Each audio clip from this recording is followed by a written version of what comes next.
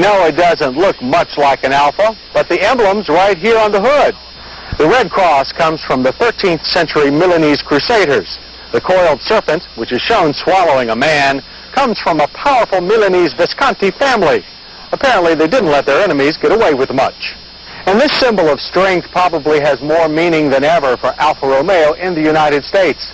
Let's face it, aside from a small cult following, Alfa's never conquered the market the way many other European imports have. But the 164, together with Alfa Romeo's aggressive new approach to marketing, could change that. We gave you a sneak preview of the Alfa Romeo 164 back in the fall of 1987, when the car was introduced to the European market. The Alfa's Pininfarina shape doesn't look quite as revolutionary as it did then, though its unusual front fascia and grille will turn heads. Good things have happened for Alfa in the past 2 years, such as the formation of a new company to distribute the car. Called Ardana, short for Alfa Romeo Distributors of North America, it's a partnership between Fiat, Alfa's parent, and Chrysler Corporation. Yes, Chrysler. As a result, you'll be able to buy the 164 at select Chrysler Europa dealers, as well as existing Alfa dealers. Prices start at $24,500 for the base 164. Standard equipment includes power windows, locks, cruise control, and automatic climate control, to name just a few. Our test car was a 164L, which has all of the above, plus electronic anti-lock brakes, front bucket seats with leather upholstery, and alloy wheels. It cost $27,500. A third version, the 164S, costs $29,500 and adds a spoiler package and a 200 horsepower engine. Our car had to get by on 183 horsepower, which proved adequate, thank you. This 3-liter single overhead cam unit is among the most free-revving V6s on the market today, and its power and smoothness is matched by its sound. We found ourselves driving with the windows down just to listen. The engine sits sideways, which is a tip-off that this is a front-drive car. While that's not traditional for Alfa, it makes this model quite space-efficient. The platform for the 164, called the Tipo Quattro, is shared with the SAAB 9000 and with Fiat and Lancia models that are not imported here. The cars share some components, though you'd never suspect the relationship among these cars if someone didn't point it out. The 164 is distinctly Italian in some ways. When seen from the driver's view, the clear analog gauges, for example, are obscured at the top by the steering wheel rim, a familiar flaw in everything from Alfas to Ferraris.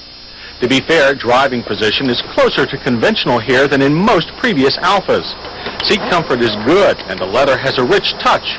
Seat belts work manually, thanks to a driver's side airbag for crash protection. Our biggest complaint is the angle of the steering column. It telescopes and tilts a little, but too little to do much good. Driver's seat adjustment is ample, and power controls for major functions are supplemented by a manual lumbar support. But ergonomics take a backseat to interior styling in some ways. The arrangement of controls is very pleasing to the eye, but it doesn't lend itself to easy use. We appreciate the effectiveness of the automatic climate control system, but since all the buttons are the same shape, you can't change things without looking.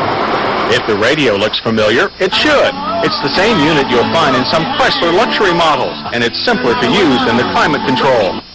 Overall, Alfa Romeo has taken a great deal of care to supply all the cues that typically define a luxury car. In addition, dash plastics fit well and look rich. No complaints here. The rear seat has slightly more legroom than a Mercedes-Benz 300E and slightly less headroom. It also features storage space on the rear shelf and an adjustable seat back. Behind the fold-down armrest, you'll also find a ski bag, like in an Audi 5000. The trunk is large, with nearly 18 cubic feet of room and a flat floor. 18 is also the number for EPA city fuel economy. The highway estimate is 27. We returned 20 in typical driving.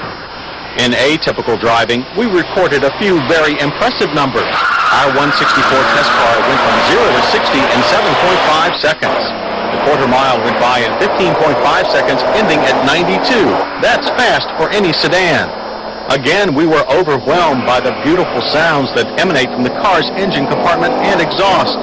And the shifter, despite longish throws, is smooth and goes where it's pushed. For pushing the Alfa hard through the turns, we tested it at Roebling Road Raceway, our familiar haunt near Savannah, Georgia. There, the Alfa showed itself to be quite a performer.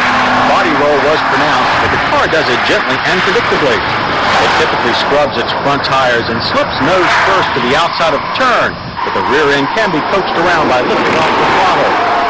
In more practical matters, the 164's anti-lock brakes pull the car down from 60 miles per hour smartly, using only 117 feet of pavement on average.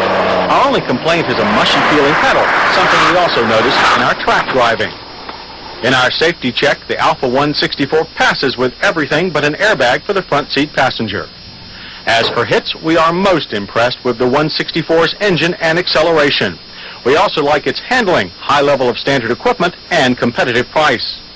Misses include a steering wheel with limited adjustability, gauges that are blocked by the wheel rim, and dash controls that put more emphasis on beauty than function.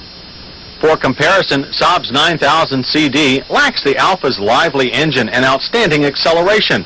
It also costs about $5,000 more. It does offer more legroom, both front and rear, slightly more standard equipment, and a better reputation for reliability. The ACURA Legend LS is about $2,000 more expensive. It also offers more front legroom, but it has a smaller trunk and lacks the Alfa's power and acceleration. But few cars can match the ACURA's record of customer satisfaction. But a roadside customer assistance program, a 36,000-mile warranty, and free scheduled maintenance for the first 3 years should improve Alfa's fortunes in the marketplace. Clearly, the car has gone mainstream. It's respectable now, but the best thing is that it's managed to do so while retaining the personality and soul that's distinctly Alfa.